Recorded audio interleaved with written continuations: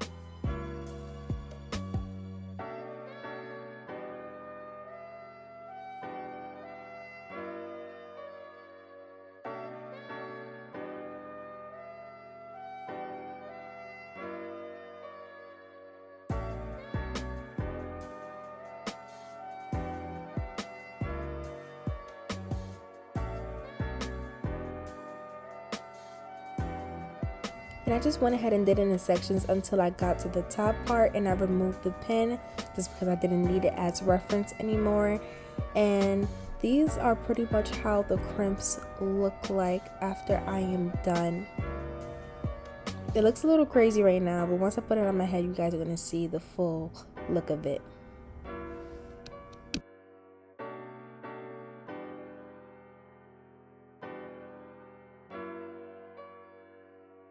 And we are looking very nice and ravishing indeed.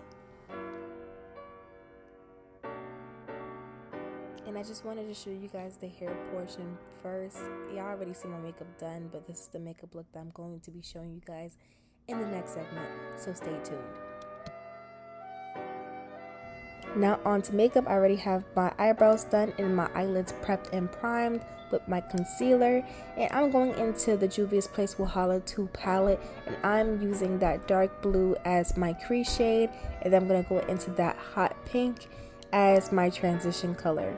And you just want to make sure that you go back and forth with these colors because these colors are very hard to blend out.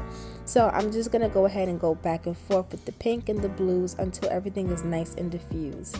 And you just want to make sure you blow it out and just keep on playing with it until you get your desired look. Now I'm going to this nice electric blue to apply on my eyelids, and then I'm going into my eyeliner with my Essence matte black eyeliner.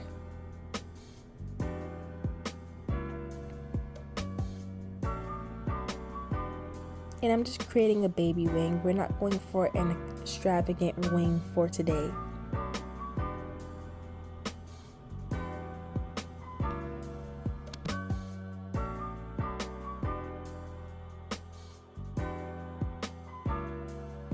Now that I have my face prepped and primed, I'm going into my Dior Forever foundation in the color 9N, and I'll be using my Real Techniques Instant Pop brush just to buff out that foundation on my face. And I'm going in with this small Morphe buffer brush just to buff out the smaller portions of my face, just so I can get the creases and crevices.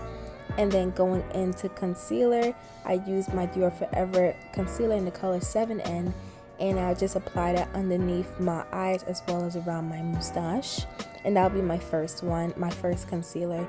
And then for contour, I'm using my Juvia's Place foundation stick in the color Congo, and I'm just going to go ahead and buff that out with my smaller Instapot brush. Now I went ahead and used my Sephora buffer brush just to buff out the first concealer, and now I'm going to go into my second concealer, which is my Tarte Shape Tape in the color Rich, and I'm going to go ahead and use that as my second concealer and also highlight my T-zones.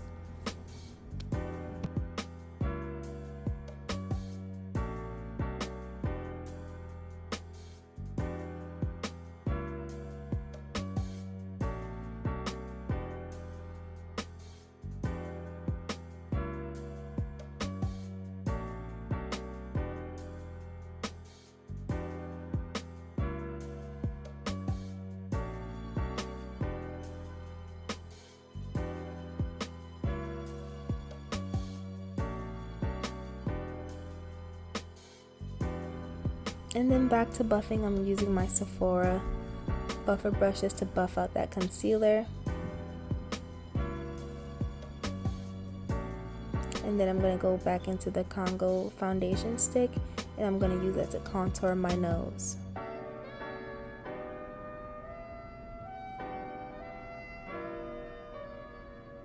And now I'm just using this angled brush just to buff out and blur out those lines of demarcation when it comes to my contour.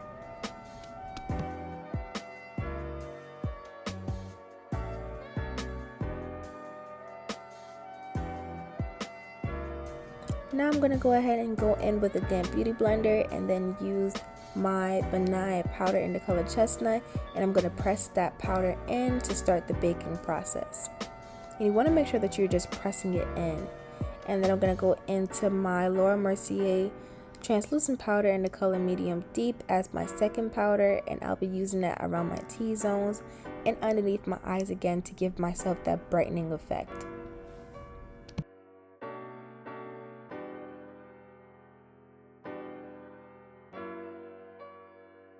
Now on to contour, I'm going into my Juvia's Place Saharan Blush Palette 2, and I'm going into the color Abbey to contour around my face and around my nose as well.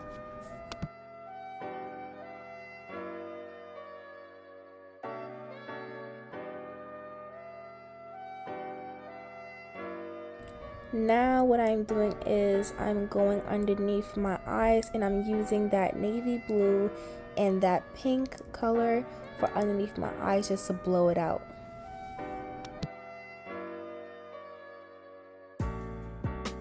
Now to remove the powder, I'll be going into my Bare Minerals pressed foundation in the color Cocoa just to diffuse my powder and to overall give myself a nice and finished look.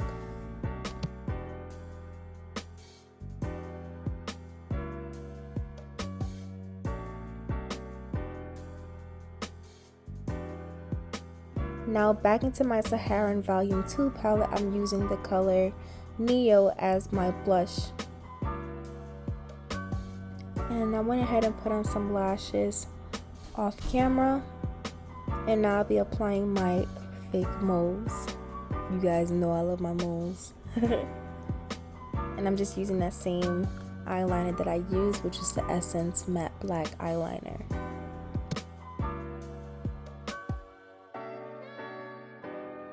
Then I'll be going into my Morphe Luminous Setting Mist, and I'm going to go ahead and mist my face just to set the product in. And then I'm just going to go ahead and pat it into my skin. And that is it for the makeup, and we're going to go back into the rest of the installation of the hair. Now what I'm doing is I'm tinting the lace with the color of my foundation, and I'm using that same Dior Forever foundation just so it matches my skin color. Now I'm going to go ahead and cut off the excess lace that I have around right after the baby hairs. And then I just went ahead and tinted the cap just so it matches the color of my skin. And then on to putting it on, you guys.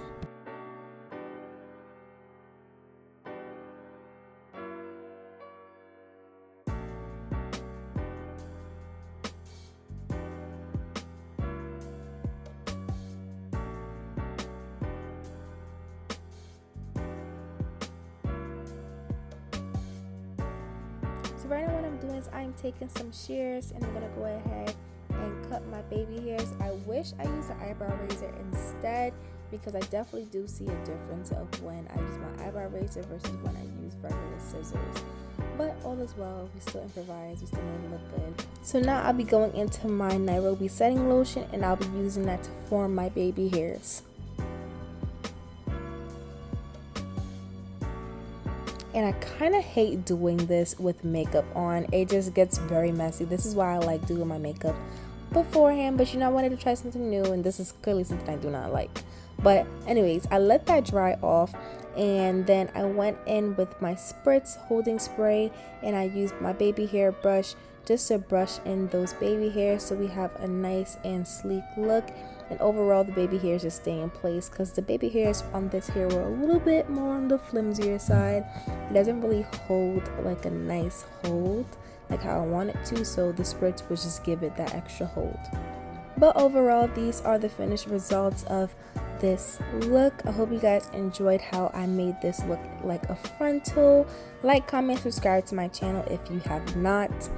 Give me a thumbs up on this video if you do like it, and I hope to see you guys in the next segment. Deuces!